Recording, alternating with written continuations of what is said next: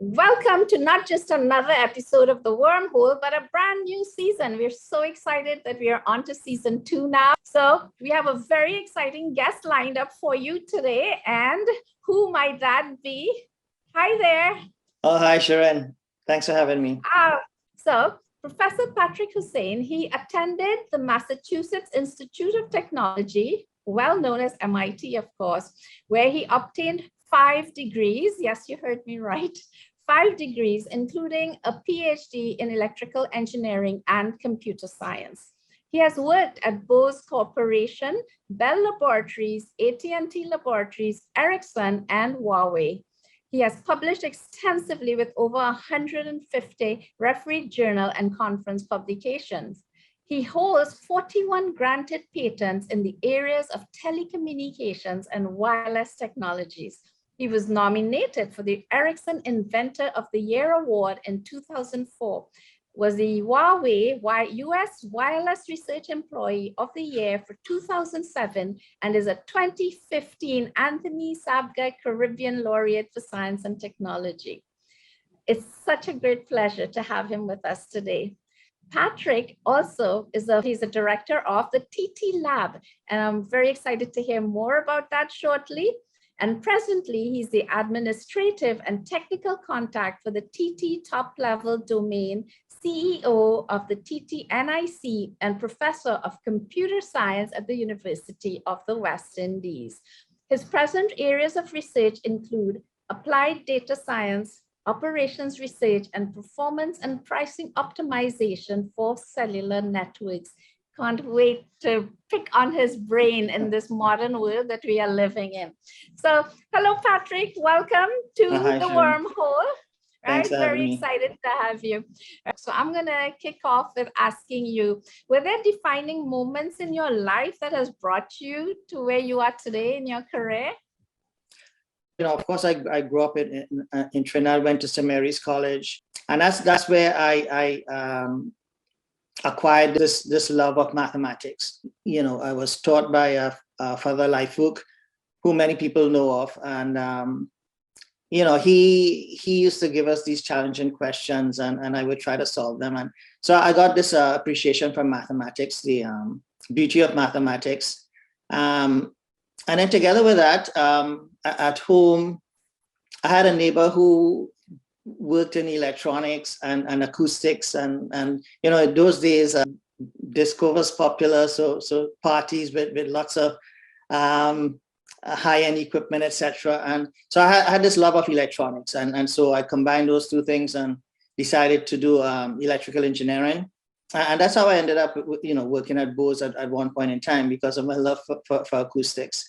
But since then, I've moved into different things, staying mostly in the mathematics field.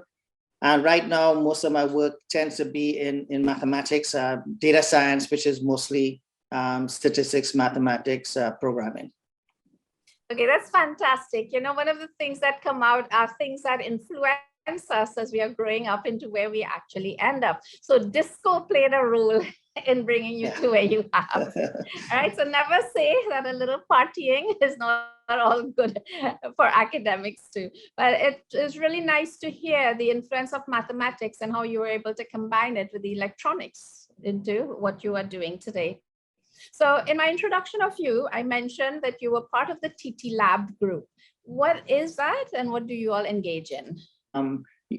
You may be familiar with returning scholars. People, we have lots of students go abroad at great universities, Princeton, Harvard, etc. And many return to Trinidad with all this knowledge and are no longer able to do any research or continue the research they did while at university. And there was this one particular student of mine. He went off he got a NASA fellowship. He went to NASA, did the fellowship, came back, and he had to serve this AP Associate Professional service, and he was being given trivial tasks, web development, etc. And so I decided, look, I could make better use of these students, and so I told him, look, come work with me, do research. continue some of the research you did at NASA, or we'll expand into new areas. And we expanded into to using some data from TNTech, for instance. And within 1 year, he was able to publish, 4 papers. And so that showed me that, these students have the capability of doing a lot more than they are given when they return. So TLab is really an ad hoc group of researchers. I take anybody who is interested in research, whether it's postgrad students, we have undergrad students from UE, we have diaspora, I have past students in industry who continue doing research with me. I have employees from other companies, even students from other universities, Korea, etc. So within TLab, we have people from statistics department, from computer science, of course, from electrical engineering, mechanical engineering, economics. So it's a combination of different levels of education and different disciplines. And this combination is what makes things exciting, because, we work on a wide range of things, from agriculture to insurance to power engineering, whatever. So we do a wide range of things right now. We are doing, we have this National Geographic Society grant where we are using drones, etc., to do precision agriculture. We've had grants from different banks. We do quite a bit of work, collaboration with insurance companies. We've done work with like 4 different insurance companies. So the student gets compensated as well as an intern. They get to publish. And in some cases, they also use that research for their thesis, if it's a master's thesis, for instance. So yeah, so that's TLab in a nutshell. This is absolutely fascinating. And right at the top, Patrick, you identified a problem that I'm aware of, even in my own field in physics, where you have these really brilliant students who have gone away on scholarship, have to return to serve in Trinidad and Tobago, and there is not suitable ways to actually use their level of expertise. And what's really exciting to hear is the range of backgrounds of students that are able to work on the different problems, all under, I guess, the umbrella of data science.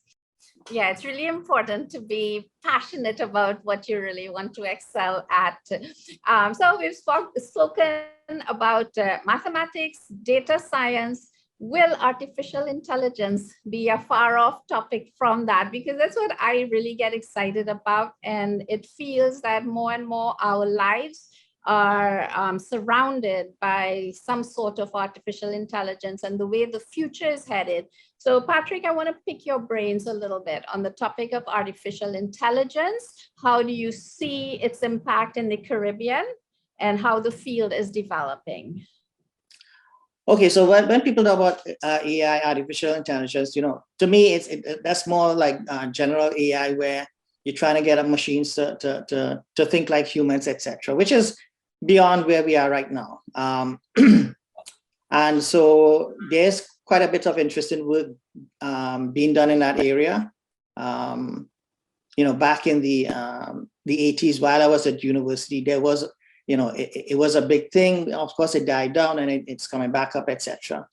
As to the future of AI, yeah, there are different predictions about robots taking over, etc. I have my doubts about that, but I'm not very good at predictions, so I wouldn't make any predictions. Because you're right, it's the stuff that sci-fi is made up of, and you see it all, you hear about it all around you in science fiction, robots gaining some sort of consciousness and taking over and things like that. As a matter of fact, in one of his latest books, Yuval Harari, I want to just read a quote from his books, where as a futurist, he's now looking to what are some of the biggest problems in the 21st century. And I'm just going to read a little quote from his book for you. He says, "At present, we trust Netflix to recommend movies, and Google Maps to choose whether to turn right or left. But once we begin to count on AI to decide what to study, where to work, and who to marry, human life will cease to be a drama of decision making. What are your thoughts? Like you say, maybe in 60 years from now, but do you think that humanity could reach a place where we've given up our decision making?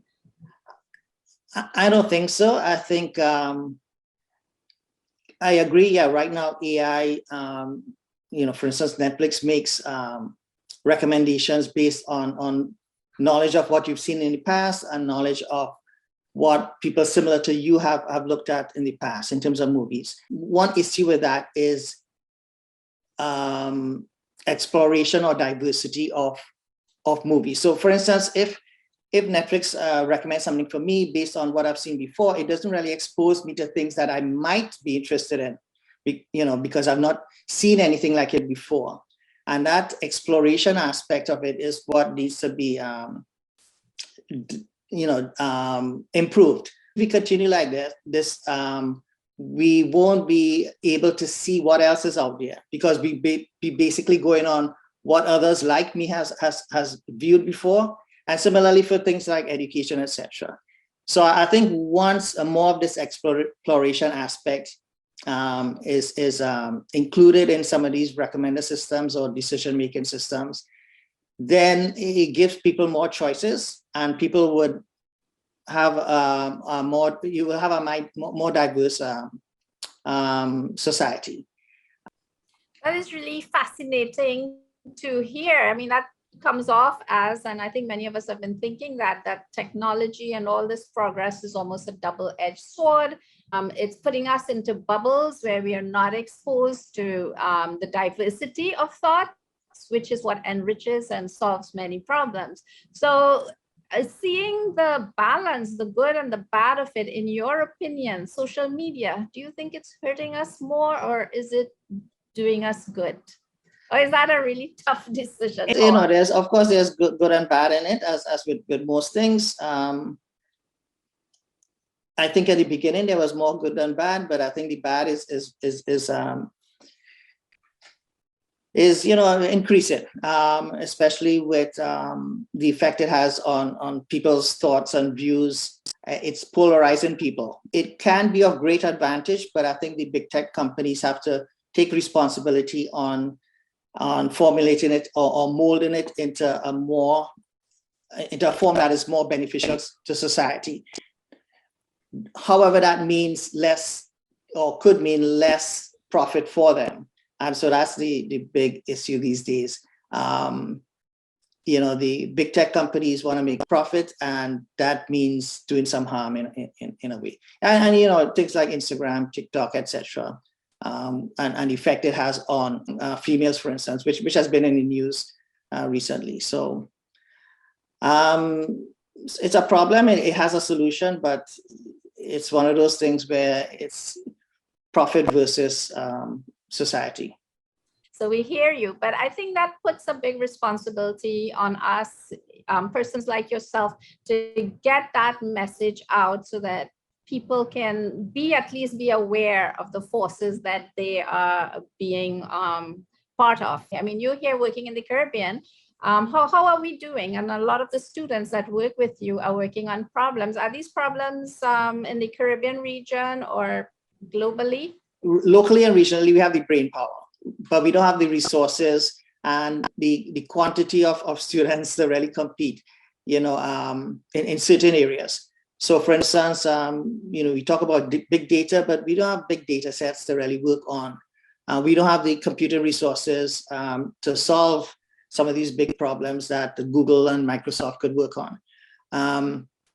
So what we tend to focus on is problems locally that has unique constraints, etc., that we can come up with a unique solution that other countries may not have looked at because it doesn't apply to them. So things like insurance, for instance, where we have smaller data sets compared to big countries, and we have different constraints. Certain things may be of importance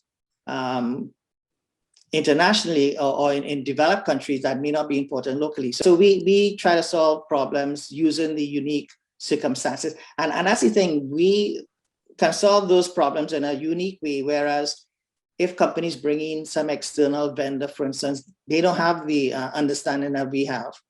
The issues we tend to have is getting companies to appreciate what our local students can do.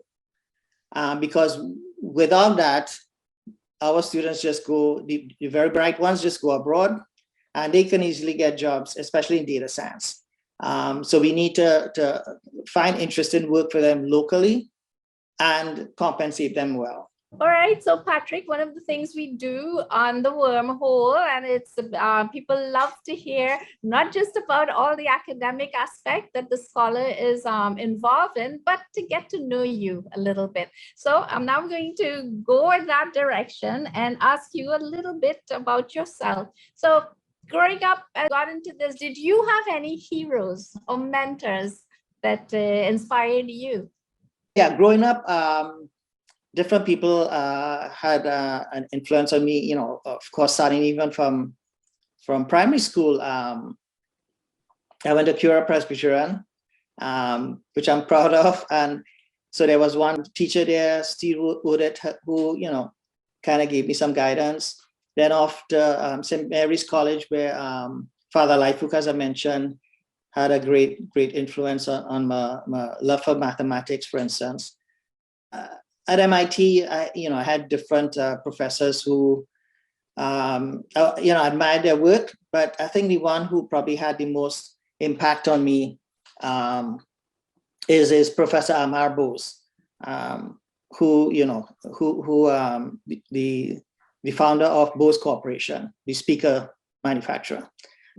I was his TA for his course on acoustics. For instance, for the final exam, he and I would sit together, and he would just come up with a question is in his head and write it out and hand it to me and say, solve this.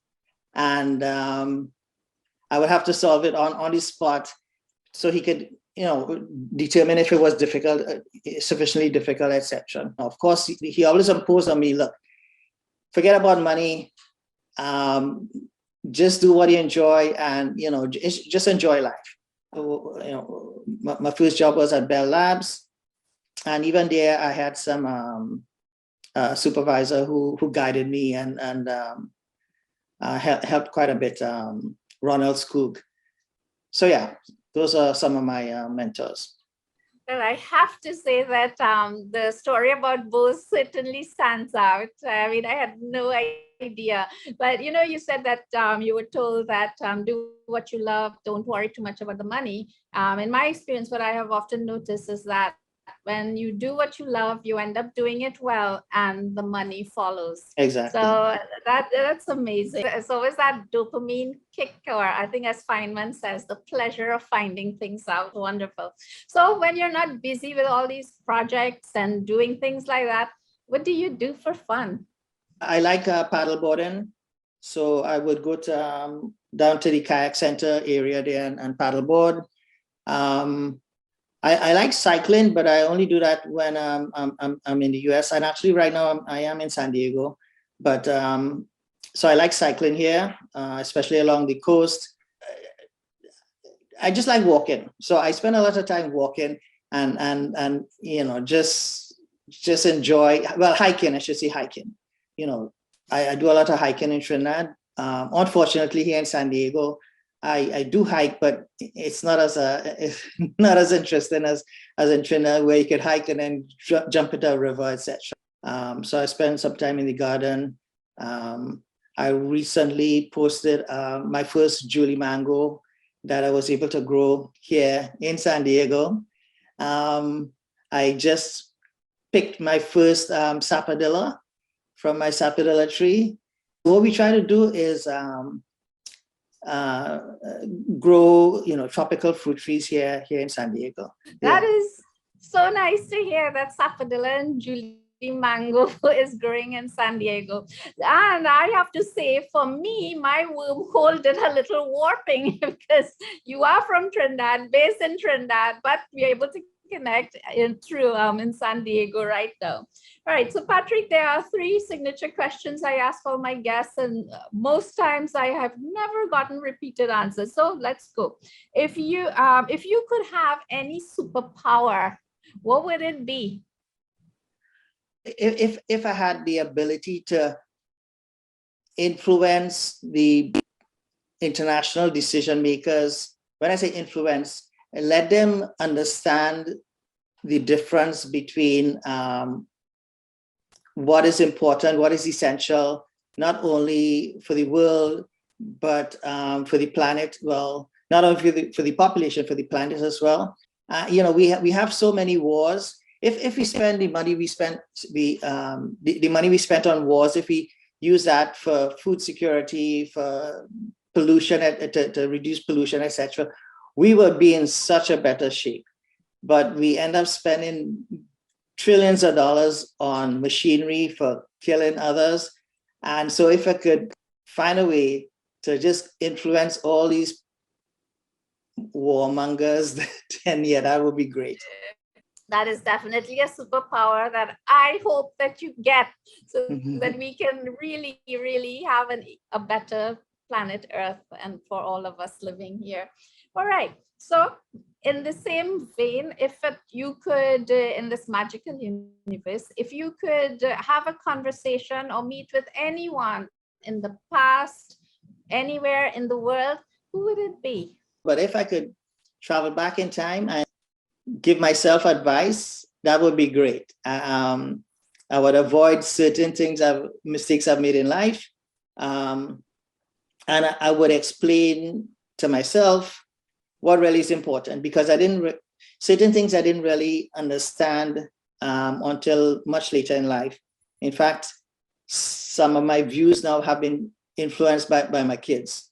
They've been the ones. I have a son and a daughter, and both of them have influenced how I see things, because they see things in a different way, and they were able to show me that. All right, so as we are just about to wrap up, I'm going to ask you just one last thing, and it's, well, as simple or as complicated as, what's your message to the world? I wish people would understand that it's so simple to see what is important in life. I mean, if aliens look down on us, you're into the stars, etc. If aliens look down, they would say, oh, these people are so stupid. We have this wonderful planet, and they spend their time building these machines to kill one another. They spend time trying to take advantage of one another, whether through a business or whatever. And they don't spend the time appreciating what they have, and they have so much.